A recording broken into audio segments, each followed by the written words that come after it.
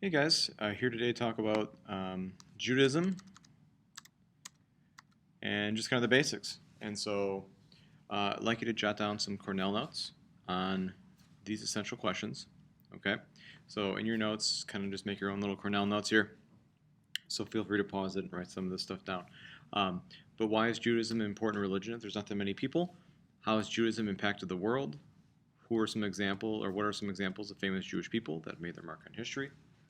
How is Judaism both a religion and a people? And finally, summarize at least 3 stories that have been popularized in Western culture. Let's get started. So one of the first things we have to realize is that Judaism is actually a pretty small religion.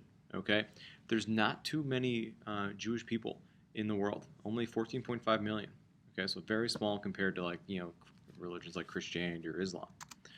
Also, Judaism is the oldest monotheistic religion in the world.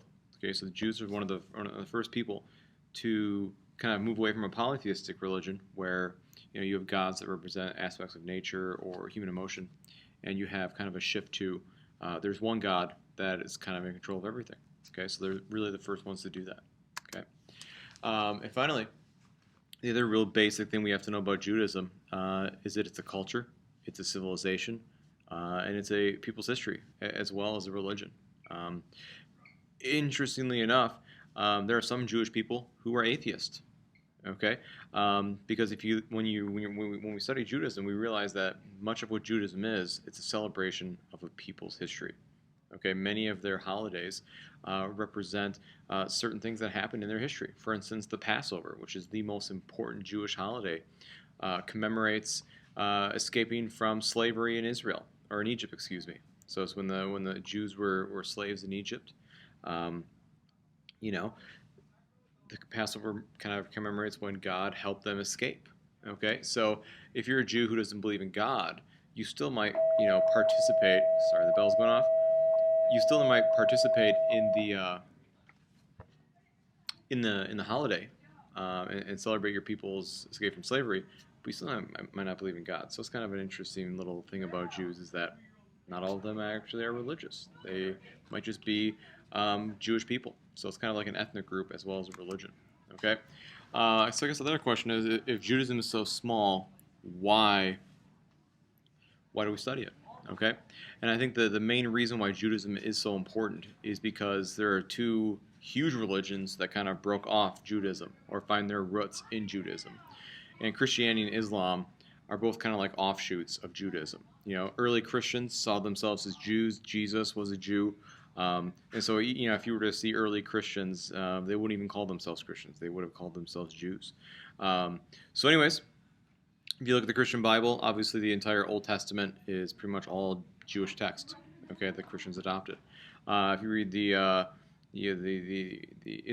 Muslims' Quran, you'll see a lot of the same characters. You'll see Adam and Eve. You'll see Noah. You'll see Jesus. And you'll see all these Jewish people in the Quran. Okay, that's why we call all 3 of these religions together. We call them the Abrahamic religions because all of these religions claim to worship the God of Abraham. And Abraham is a very important figure in Judaism. But both Christians and Muslims both claim to worship the God of Abraham.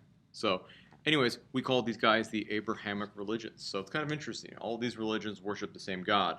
They just have different interpretations of that God. So anyways, if you look at all the religious followers in the world, you could say that the majority of the people in this world follow one of the Abrahamic religions, and that's what the map is reflecting. The pink areas on the map reflect areas of the world that follow an Abrahamic religion. So, pretty interesting stuff.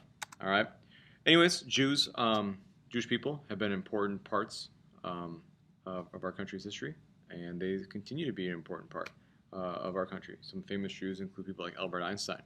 Some very funny. A lot of comedians are Jewish. You have Mel Brooks, who did Spaceballs. You have Jerry Seinfeld. You have Adam Sandler, Seth Rogen, Jonah Hill, Jon Stewart, Three Stooges. So a lot of comedians are Jewish. Okay. Also, a lot of really great Jewish entrepreneurs. Every Hollywood studio almost is founded by a Jew. NBC, CBS, Levi's Jeans, Starbucks, Hyatt, Google, Dell. So some pretty impressive companies there. Now, when we look at the Jewish religion, one of the most important parts of the Jewish religion is stories.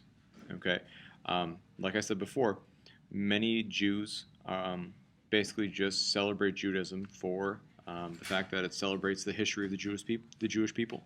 Okay, and if you look at the stories of the Jews, it basically is a story about how God helps His people and how He intervenes and helps them. Okay, so for instance, the escape from Egypt, the Jews were enslaved, and God came down and basically helped them escape. All right. So, anyways, a lot of these stories have been popularized in Western culture. They're all obviously part of Christianity, which is a very popular religion. But you have Adam and Eve as the creation story of Judaism. You have the Noah's Ark story, which is incredibly popular in Western culture. In fact, there's a movie called Evan Almighty, I believe, that was kind of a take on Noah's Ark. So, anyways, pretty interesting stuff there. Also, story of David and Goliath versus Goliath, which kind of plays into our love for the underdog. You always hear David versus Goliath references if you're at a sporting event and stuff like that. So, anyways, moving on. I think one of the most important things about Judaism is we have to really understand how important Jewish law is.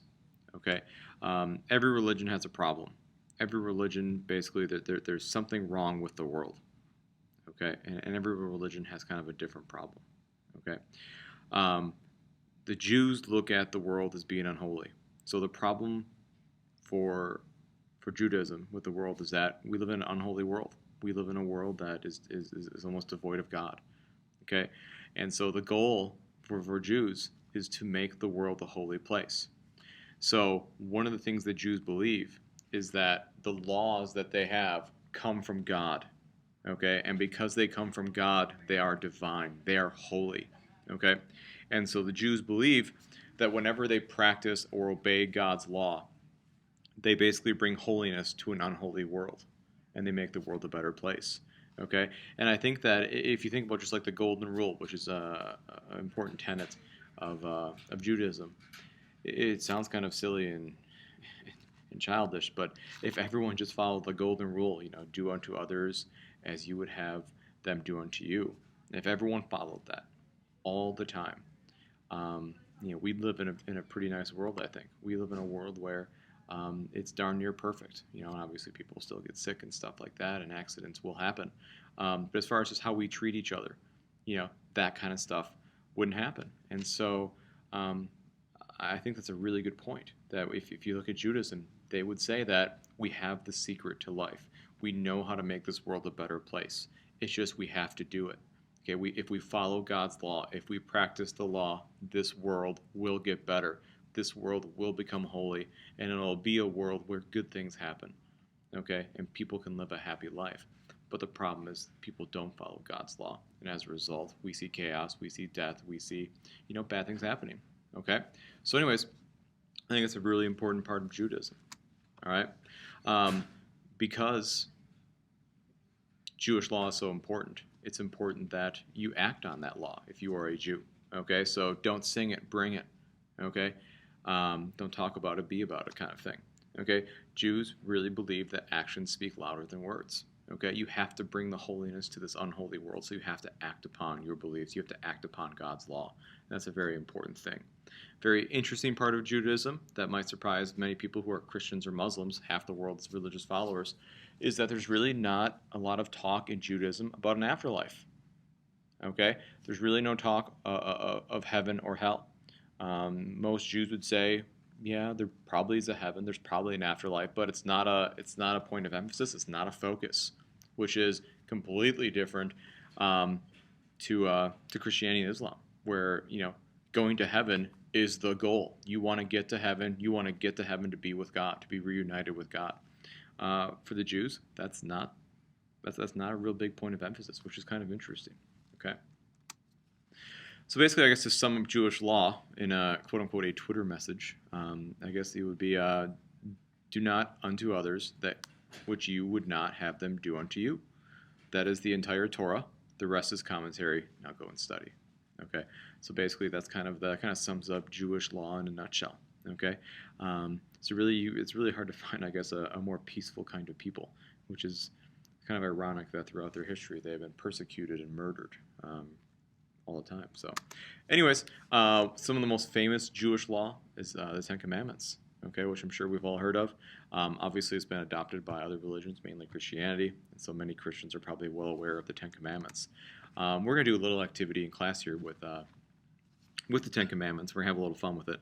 But here are the ethical commandments, the ones that don't really deal with religion and stuff like that. So we see honor your father and mother, which basically refers to authority figures. So honor your authority figures. Do not murder. Do not commit adultery. Do not steal. Do not bear false witness, which means to lie. And do not covet your neighbor's house, which means to be jealous. Okay? So we're going to focus on these ones in class. Okay, and I hope you dig it. So anyways, here's our first introduction into Judaism.